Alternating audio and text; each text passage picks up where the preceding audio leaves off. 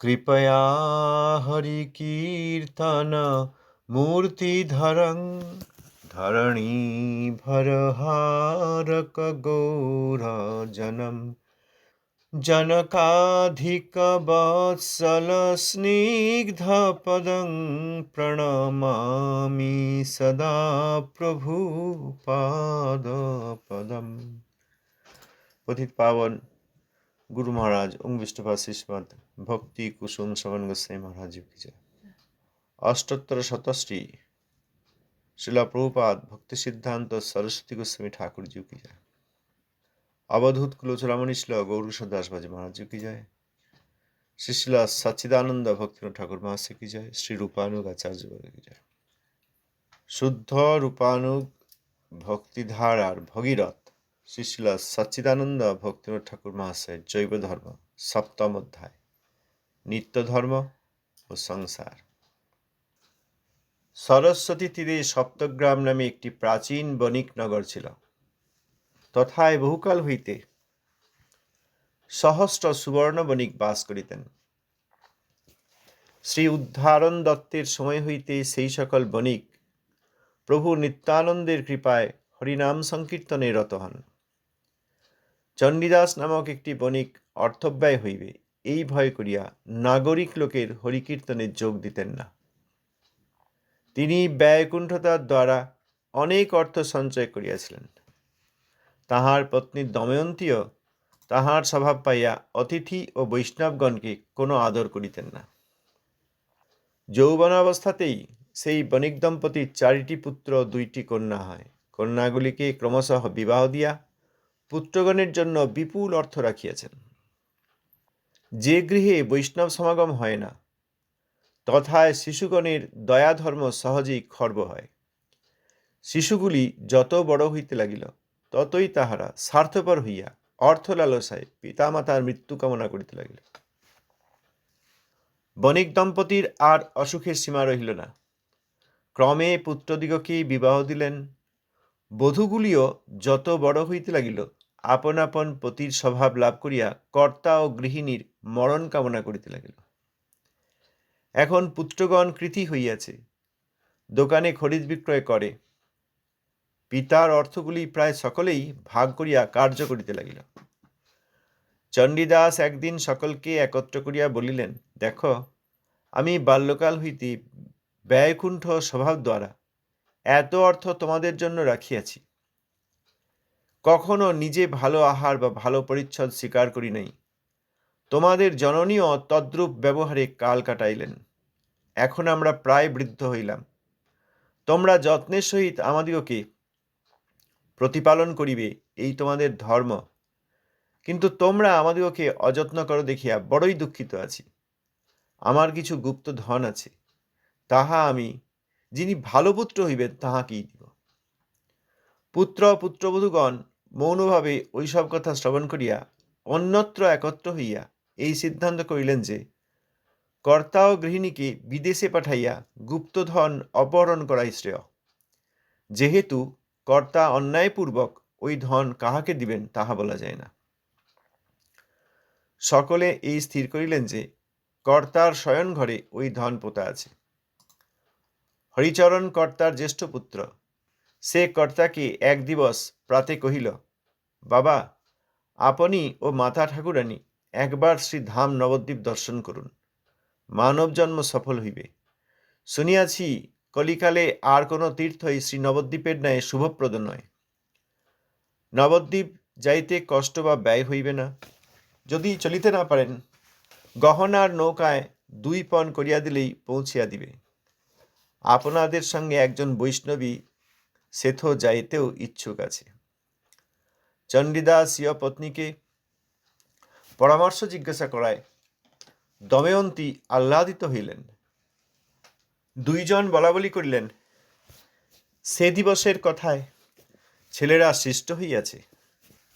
আমরা এত অক্ষম হই নাই যে চলিতে পারি না। শ্রীপাঠ কালনা শান্তিপুর হইয়া শ্রীধাম নবদ্বীপ যাত্রা করিব। দিন দেখিয়া 2 জনে যাত্রা করিলেন। চলিতে চলিতে পরদিবস অম্বিকায় উপস্থিত হইলেন। তথায় একটি দোকানে রসুই করিয়া খাইতে বসিলেন। এমন সময় সপ্তগ্রামের একটি লোক কহিল যে, তোমার ছেলেরা ঘরের চাবি ভাঙিয়া সমস্ত দ্রব্য লইয়াছে, আর তোমাদিগকে বাটি যাইতে দিবে না। তোমার গুপ্ত অর্থ সকলে বাটিয়া লইয়াছে। এই কথা শুনিবা মাত্র চণ্ডীদাস ও তৎপত্নী অর্থশোকে কাতর হইয়া পড়িলেন। সে দিবস আর খাওয়া দাওয়া হইল না। ক্রন্দন করিতে করিতে দিন গেল। সেথ বৈষ্ণবী বুঝাইয়া দিল যে, গৃহে আসক্তি করিও না, চলো তোমরা দুইজনই ভিক লইয়া আখড়া বাঁধো। যাহাদের জন্য এত করিলে তাহারাই যখন এরূপ শত্রু হইল, তখন আর ঘরে যাওয়ার আবশ্যক নাই। চলো নবদ্বীপে থাকিবে, তথায় ভিক্ষা করিয়া খাও, সেও ভালো। চণ্ডীদাস ও তৎপত্নী পুত্র ও পুত্রবধূদিগের ব্যবহার শুনিয়া আর ঘরে যাইব না, বরং প্রাণ ত্যাগ করিব, সেও ভালো, এইরূপ বারবার বলিতে লাগিলেন। অবশেষে অম্বিকা গ্রামে একটি বৈষ্ণব বাটিতে বাসা করিলেন। তথায় 2-4 দিন থাকিয়া শ্রীপাদ শান্তিপুর দর্শনপূর্বক শ্রীধাম নবদ্বীপ যাত্রা করিলেন। শ্রী মায়াপুরে একটি বণিক কুটুম্ব ছিল, তাহাদের বাটিতে রহিলেন। 2-4 দিন থাকিয়া শ্রী নবদ্বীপের সপ্তপল্লী ও গঙ্গাপাড় এবং কুলিয়া গ্রামের সপ্তপল্লী দেখিয়া বেড়াইতে লাগিলেন। কয়েকদিন পরে পুত্র পুত্রবধূগণের প্রতি পুনরায় মায়ার উদয় হইল। চণ্ডীদাস বলিলেন, চলো আমরা সপ্তগ্রামে যাই। ছেলেরা কি আমাদেরকে কিছুমাত্র স্নেহ করিবে না? সে তো বৈষ্ণবী কহিল, তোমাদের লজ্জা নাই? এবার তাহারা তোমাদিগকে প্রাণে বধ করিবে। সেই কথা শুনিয়া বৃদ্ধ দম্পতির মনে আশঙ্কা হইল। তাহারা কহিল, বৈষ্ণব ঠাকুরুন, তুমি স্বস্থানে যাও, আমরা বিবেকী হইলাম। কোনো ভালো লোকের নিকট উপদেশ গ্রহণ করিয়া আমরা ভিক্ষার দ্বারা জীবন নির্বাহ করিব। সে তো বৈষ্ণবী চলিয়া গেল। বণিক দম্পতি এখন গৃহের আশা ত্যাগ করিয়া কুলিয়া গ্রামে 6 কড়ি চট্টের পাড়ায় একখানি ঘর বাঁধিয়ার চেষ্টা করিতে লাগিলেন। অনেক ভদ্রলোকের নিকট ভিক্ষা শিক্ষা করিয়া একখানি কুটির প্রস্তুত করিয়া তথায় রহিলেন। কুলিয়া গ্রাম অপরাধ ভঞ্জনের পাট, তথায় বাস করিলে পূর্ব অপরাধ দূর হয়, এরূপ একটি কথা চলিয়া আসিতেছে। একদিন চণ্ডীদাস কহিলেন, হরির মা, আর কেন? ছেলে মেয়ের কথা আর বলিও না, তাহাদিওকে আর মনেও করিও না। আমাদের পুঞ্জ পুঞ্জ অপরাধ আছে, তজ্জন্যই বণিকের ঘরে জন্ম। জন্মদোষে কৃপণ হইয়া কখনো অতিথি বৈষ্ণবের সেবা করিলাম না। এখন এখানে কিছু অর্থ পাইলে অতিথি সেবা করিব, আর জন্মে ভালো হইবে। একখানি মুদিখানা করিব মানস করিয়াছি। ভদ্রলোক দিকের নিকট হইতে পঞ্চমুদ্রা ভিক্ষা করিয়া ওই কার্যে প্রবৃত্ত হইব। কয়েক দিবস যত্ন করিয়া চণ্ডীদাস একখানি ক্ষুদ্র দোকান করিয়া বসিলেন। প্রত্যহ কিছু লাভ হইতে লাগিল। পতি পত্নী উদরপূর্তির পর একটি করিয়া প্রতিদিন অতিথি সেবা করিতে লাগিলেন। পূর্বাপেক্ষা চণ্ডীদাসের জীবন ভালো হইল। চণ্ডীদাস একটু লেখাপড়া পূর্বেই শিখিয়াছিলেন। অবসর সময়ে গুণরাজ খান কৃত শ্রীকৃষ্ণ বিজয় গ্রন্থ দোকানে বসিয়া পাঠ করেন। ন্যায়পর হইয়া বিক্রয়াদি করেন ও অতিথি সেবা করেন। এইরূপ 5-6 মাস গত হইল। কুলিয়ার সকল লোকেই চণ্ডীদাসের ইতিহাস জানিতে পারিয়া তাহাকে একটু শ্রদ্ধা করিতে লাগিলেন। তথায় শ্রী যাদব দাসের স্থান। যাদব দাস গৃহস্থ বৈষ্ণব। তিনি শ্রী চৈতন্য মঙ্গল পাঠ করেন। চণ্ডীদাস কখনো কখনো তাহা শ্রবণ করেন। যাদব দাস ও তাহার পত্নী সর্বদা বৈষ্ণব সেবায় রত থাকেন। তাহা দেখিয়া চণ্ডীদাস ও তৎপত্নী বৈষ্ণব সেবায় রুচি লাভ করিলেন। এক দিবস চণ্ডীদাস শ্রী যাদব দাসকে জিজ্ঞাসা করিলেন যে, সংসার কি বস্তু? যাদব দাস বলিলেন যে, ভাগীরথীর পূর্বপারে শ্রী গদ্রুম দ্বীপে অনেকগুলি তত্ত্বজ্ঞ বৈষ্ণব বাস করেন। চলো এই প্রশ্ন তথায় করিবে। আমি মধ্যে মধ্যে তথায় গিয়া অনেক প্রকার শিক্ষা লাভ করি। আজকাল ব্রাহ্মণ পণ্ডিত দিগের অপেক্ষা শ্রী গদ্রুমে বৈষ্ণব পণ্ডিতগণ শাস্ত্র সিদ্ধান্তে বিশেষ নিপুণ। সেদিবস শ্রীযুত বৈষ্ণবদাস বাবাজীর সহিত তর্ক করিয়া ব্রাহ্মণ পণ্ডিতগণ পরাজিত হইয়াছেন। তোমার যেরূপ প্রশ্ন তাহা তথায় ভালরূপেই মীমাংসিত হইবে। অপরাহ্নে যাদবদাস ও চণ্ডীদাস গঙ্গা পার হইতেছেন। দময়ন্তী এখন শুদ্ধ বৈষ্ণব সেবা করিয়াছেন। তাহার হৃদয়ের কৃপণতা লঘু হইয়াছে। তিনি কহিলেন, আমিও আপনাদের সঙ্গে শ্রী গোদ্রুমে যাইব। যাদবদাস কহিলেন, তথাকার বৈষ্ণবগণ গৃহস্থ নহেন, প্রায়ই নিরপেক্ষ গৃহত্যাগী। তুমি সঙ্গে গেলে পাছে তাহারা অসুখী হন, আমি আশঙ্কা করি। দময়ন্তী কহিলেন, আমি দূরে থাকিয়া তাহাদিওকে দণ্ডবৎ প্রণাম করিব, তাহাদের কুঞ্জের মধ্যে প্রবেশ করিব না। আমি বৃদ্ধা, আমার প্রতি তাহারা কখনোই ক্রুদ্ধ হইবেন না। যাদবদাস কহিলেন, সেখানে কোনো স্ত্রীলোকের যাওয়ার রীতি নাই। তুমি বরং তন্নিকটস্থ কোনো স্থানে বসিয়া থাকিবে, আমরা আসিবার সময় তোমাকে লইয়া আসিব। 3 প্রহর বেলার পর তাহারা তিনজনে গাঙ্গ বালুকা উত্তীর্ণ হইয়া প্রদ্যুম্ন কুঞ্জের নিকট পৌঁছিলেন। দময়ন্তী কুঞ্জদ্বারে সাষ্টাঙ্গে দণ্ডবৎ প্রণাম করিয়া একটি পুরাতন বটবৃক্ষের নিকট বসিলেন। যাদবদাস ও চণ্ডীদাস কুঞ্জমধ্যে প্রবিষ্ট হইয়া মাধবী মালতী মণ্ডপের উপর উপবিষ্ট বৈষ্ণব মণ্ডলীকে ভক্তিপূর্বক দণ্ডবৎ প্রণাম করিলেন। শ্রী পরমহংস বাবাজী বসিয়া আছেন। তাহার চতুষ্পার্শ্বে শ্রী বৈষ্ণবদাস, লাহিড়ী মহাশয়, অনন্তদাস বাবাজী প্রভৃতি অনেকেই বসিয়া আছেন। তাহার নিকটে গিয়া যাদবদাস বসিলেন। চণ্ডীদাসও তৎপার্শ্বে বসিলেন। অনন্তদাস বাবাজী মহাশয় জিজ্ঞাসা করিলেন, এই নূতন লোকটি কে?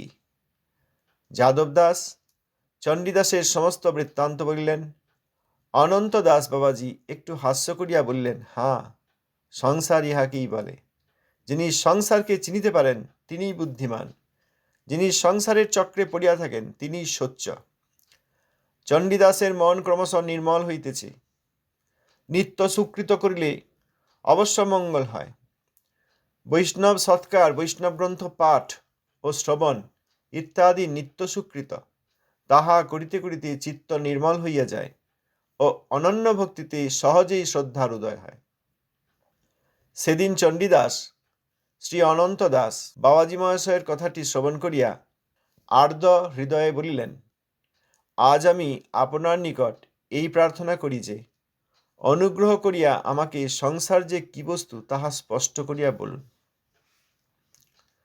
শ্রী অনন্ত দাস, চণ্ডীদাস, তোমার প্রশ্নটি গম্ভীর। আমি ইচ্ছা করি হয় শ্রী পরমহংস বাবাজী মহাশয় নয় শ্রী বৈষ্ণব দাস বাবাজী মহাশয় এই প্রশ্নের উত্তর দান করুন। শ্রী পরমহংস বাবাজী, প্রশ্নটি যেরূপ গম্ভীর, শ্রী অনন্ত দাস বাবাজী মহাশয় তদুপযুক্ত উত্তরদাতা। অদ্য আমরা সকলেই বাবাজী মহাশয়ের উপদেশ শ্রবণ করিব। অনন্ত দাস বাবাজী মহারাজ, আপনাদের যখন আজ্ঞা পাইলাম তখন অবশ্যই আমি যাহা জানি তাহা বলিব। আমি অগ্রেই ভগবৎ পার্ষদ প্রবর শ্রীল প্রদ্যুম্ন ব্রহ্মচারী শ্রী গুরুদেবের পাদপদ্ম স্মরণ করিতেছি। জীবের 2টি দশা স্পষ্ট দেখা যায়, মুক্ত দশা ও সংসারবদ্ধ দশা। শুদ্ধ কৃষ্ণভক্ত জীব, যিনি কখনোই মায়াবদ্ধ হন নাই বা কৃষ্ণকৃপায় মায়িক জগৎ হইতে পরিমুক্ত হইয়াছেন, তিনিই মুক্ত জীব এবং তাহার দশাই মুক্ত দশা। কৃষ্ণ বহির্মুখ হইয়া অনাদি মায়ার কবলে যিনি পড়িয়া আছেন, তিনি বদ্ধ জীব এবং তাহার দশাই সংসার দশা। মায়ামুক্ত জীব চিন্ময় ও কৃষ্ণদর্শই তাহার জীবন। জড়জগতে তাহার অবস্থিতি নয়, কোনো বিশুদ্ধ চিৎজগতে তিনি অবস্থিত। সেই চিৎজগতের নাম গোলক, বৈকুণ্ঠ, বৃন্দাবন ইত্যাদি। মায়ামুক্ত জীবের সংখ্যা অনন্ত, মায়াবদ্ধ জীবের সংখ্যাও অনন্ত। কৃষ্ণ বহির্মুখতা দোষে কৃষ্ণের ছায়াশক্তি যে মায়া, তিনি তাহাকে নিজের সত্য, রজঃ ও তমগুণে আবদ্ধ করিয়াছেন। গুণের তারতম্যবশতঃ বদ্ধ জীবের অবস্থা বিচিত্র হইয়াছে। বিচিত্রতা বিচার করিয়া দেখুন। জীবের শরীরের বিচিত্রতা, ভাবের বিচিত্রতা, রূপের বিচিত্রতা, স্বভাবের বিচিত্রতা, স্থানের বিচিত্রতা ও গতির বিচিত্রতা। জীব সংসারে প্রবেশপূর্বক একটি নূতন রকম আমিত্ব বরণ করিয়াছেন। শুদ্ধাবস্থায় আমি কৃষ্ণদাস, এইরূপ আমিত্বের অভিমান ছিল। এখন আমি মনুষ্য, আমি দেবতা, আমি পশু, আমি রাজা, আমি ব্রাহ্মণ, আমি চণ্ডাল, আমি পীড়িত, আমি ক্ষুধিত, আমি অপমানিত, আমি দাতা, আমি পতি, আমি পত্নী, আমি পিতা, আমি পুত্র, আমি শত্রু, আমি মিত্র, আমি পণ্ডিত, আমি রূপবান, আমি ধনী, আমি দরিদ্র, আমি সুখী, আমি দুঃখী, আমি বীর ও আমি দুর্বল, এইরূপ কত রকমের আমিত্ব হইয়াছে। ইহার নাম অহংকার। মমতা বলিয়া আরেকটি ব্যাপার হইয়াছে। আমার গৃহ, আমার দ্রব্য, আমার ধন, আমার শরীর, আমার পুত্রকন্যা, আমার পত্নী, আমার পতি, আমার পিতা, আমার মাতা, আমার বর্ণ ও জাতি, আমার বল, আমার রূপ, আমার গুণ, আমার বিদ্যা, আমার বৈরাগ্য, আমার জ্ঞান, আমার কর্ম, আমার সম্পত্তি, আমার অধীন জনগণ ইত্যাদি কত প্রকারের আমার হইয়াছে। আমি ও আমার লইয়া যে একটি প্রকাণ্ড ব্যাপার দেখা যাইতেছে, তাহার নাম সংসার। যাদব দাস। বদ্ধ অবস্থায় এই আমি আমার দেখিতেছি, কিন্তু মুক্ত অবস্থায় কি আমি আমার থাকে না? মুক্ত অবস্থায় আমিও আমার সব চিন্ময় ও নির্দোষ। কৃষ্ণ জীবকে যেরূপ করিয়াছেন, তাহারই শুদ্ধ পরিচয় তথায় আছে। সেখানেও আমি বহুবিধ। কৃষ্ণদাস হইলেও তথায় চিদ্রসভেদ বহুবিধ। রসের যত প্রকার চিন্ময় উপকরণ আছে, সে সকলও আমার। যাদব দাস। তবে বদ্ধাবস্থায় আমি আমার বহুবিধ হওয়ার দোষ কি? অনন্ত দাস বাবাজি। দোষ এই যে, শুদ্ধ অবস্থায় যাহা সত্য, আমিও আমার তাহাই আছে। সংসারে যত প্রকার আমি ও আমার আছে, তাহা আরোপিত অর্থাৎ বস্তুত জীব সম্বন্ধে সত্য নয়, অর্থাৎ জীবের পক্ষে মিথ্যা পরিচায়ক। সুতরাং সংসারের সমস্ত পরিচয়ই অনিত্য, অপ্রকৃত ও ক্ষণিক সুখপ্রদ। যাদব দাস। মায়িক সংসার কি মিথ্যা? অনন্ত দাস বাবাজি। মায়িক জগৎ মিথ্যা নয়।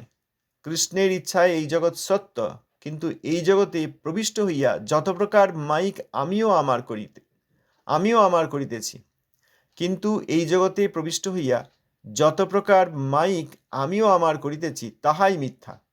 জগৎকে যাহারা মিথ্যা বলেন, তাহারা মায়াবাদী, সুতরাং অপরাধী। যাদব দাস। আমরা কেন এরূপ মিথ্যা সম্বন্ধে আছি? শ্রী অনন্ত দাস বাবাজি মহাশয়। জীব চিৎকণ।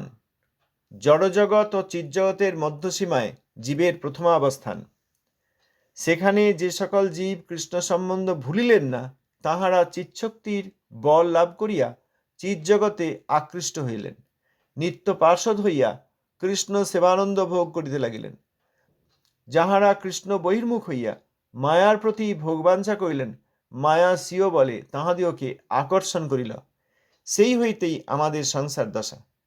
সংসার দশা হইবা মাত্র সত্য পরিচয় চলিয়া গেল ও আমি মায়ার ভোক্তা, এই অভিমানে মিথ্যা পরিচয় আসিয়া বিচিত্র রূপে আমাদিওকে বেষ্টন করিল। যাদব দাস। যদি আমরা চেষ্টা করি, তবুও কেন আমাদের সত্য স্বভাব উদিত হয় না? শ্রী অনন্ত দাস বাবাজি। চেষ্টা দুই প্রকার, উপযুক্ত ও অনুপযুক্ত। উপযুক্ত চেষ্টা করিলে অবশ্যই মিথ্যা অভিমান দূর হইবে। অনুপযুক্ত চেষ্টা করিলে কিরূপে সে ফল লাভ হইতে পারে? যাদব দাস। অনুপযুক্ত চেষ্টা কি কি আজ্ঞা করুন। অনন্ত দাস বাবাজি মহাশয়। কর্মকাণ্ডের দ্বারা চিত্ত শুদ্ধ করিয়া নির্ভেদ ব্রহ্মজ্ঞান অবলম্বন করত মায়া ছাড়িব, এই যে একটি চেষ্টা, ইহা অনুপযুক্ত।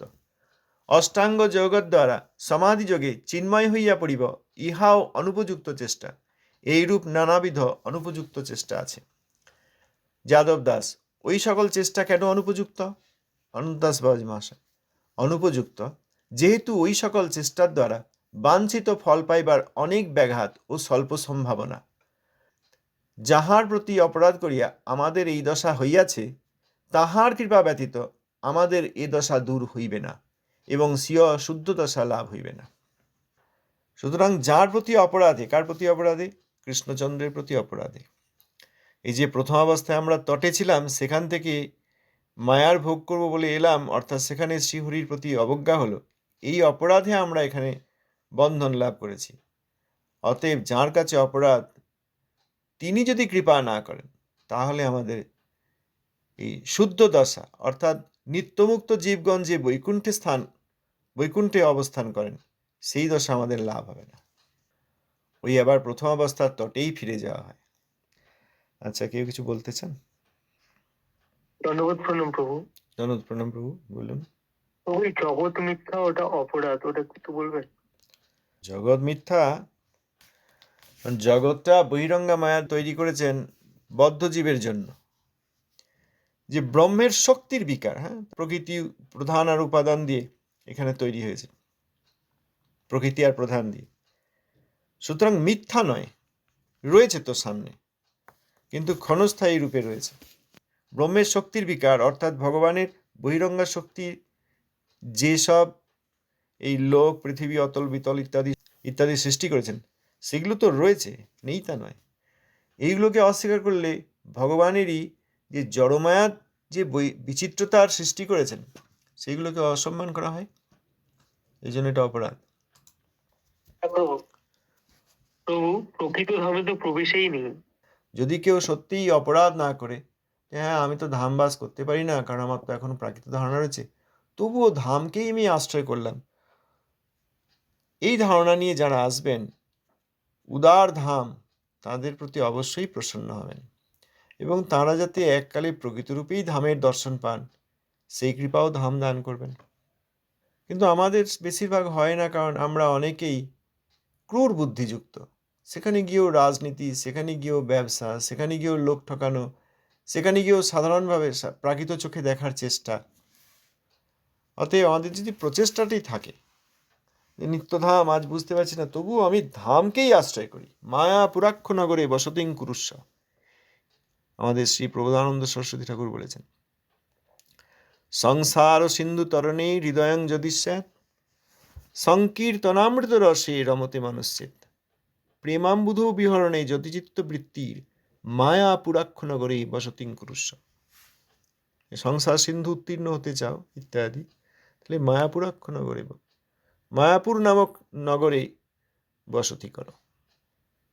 যদি সেইরকম প্রচেষ্টা থাকে, শ্রীধাম বাস করব, শ্রীধামের প্রতি আকর্ষিত হয়ে কেউ আসেন, তখনও তার এই ধামের প্রতি গ্রাম ভাব চলে যাবে, এবং ধাম কৃপাপূর্বক একদিন তাকে অবশ্যই প্রেম প্রদান করবেন। এই শ্লোকটি শ্রী প্রবোধানন্দ সরস্বতী ঠাকুর দুইবার লিখেছেন, একবার শ্রী গৌরসুন্দরের মহিমায় শ্রী চৈতন্য চন্দ্রামৃত, আর একবার গৌর ধাম মহিমায় শ্রী গৌর ও গৌর ধাম মহিমা। এই গৌর মহিমায় বলেছেন, সংসার সিন্ধু তরণে হৃদয়ং যদি স্যাৎ, সংকীর্তনামৃত রসে রমতে মনুষ্যেত, প্রেমাম্বুধ বিহরণে যদি চিত্ত বৃত্তিস, চৈতন্য চন্দ্রচরণে শরণং প্রজাত। আবার যদি চিত্ত বৃত্তির, মায়াপুরাক্ষ নগরে বসতিং কুরুস্ব। বৃত্তিহি যুক্ত মায়াপুর, ওই রেপ দিয়ে হয়েছে বৃত্তির, আর বৃত্তিহি যুক্ত চৈতন্য যোগ হয়েছে বৃত্তিশ চৈতন্য, এই যে রেপ হয়েছে একজন তালুস্য হয়েছে। শ্রী চৈতন্য চন্দ্রের চরণে আশ্রয় গ্রহণ করো যদি এইগুলি চাও, সংসার সিন্ধু তরণ হতে চাও, প্রেমাম্বুধ বিহরণে জ্যোতি চিত্তবৃত্তির। শ্রীমান মহাপ্রভু শ্রীচরণে আশ্রয় গ্রহণ করো, আর শ্রী মায়াপুরাক্ষ নগরী বসতি। দুই একই বস্তু। যিনি মায়াপুরাক্ষ নগরী বসতি নেবেন, তিনি মহাপ্রভু চরণেই আত্মসমর্পণ করেছেন। ধাম, ভগবান এবং ভক্তগণ বড় উদার। আমরা এত ভয় পাই এবং আমরা সেই উদারতা বুঝতে পারি না, কারণ আমাদের মধ্যে খুব ভেদ বুদ্ধি আছে, আমাদের মধ্যে খুব প্রাকৃত দর্শন। ভেদ বুদ্ধি অর্থাৎই অপ্রাকৃত ধামে অপ্রাকৃতত্ব না দেখে আমরা প্রাকৃতত্ব দেখি, ভিন্ন করি, শুদ্ধ বৈষ্ণবকে দেখে অবমাননা করি, এই জন্য আমাদের হয় না। যারা সরল হয়ে শরণ গ্রহণ করবেন, ধাম তাদের অবশ্যই কৃপা করবেন, অবিলম্বে কৃপা করবেন, বেশি দিন লাগবে না। আজ এই পর্যন্ত থাক, আগামী দিন উপযুক্ত চেষ্টা সম্বন্ধে আমরা শুনব।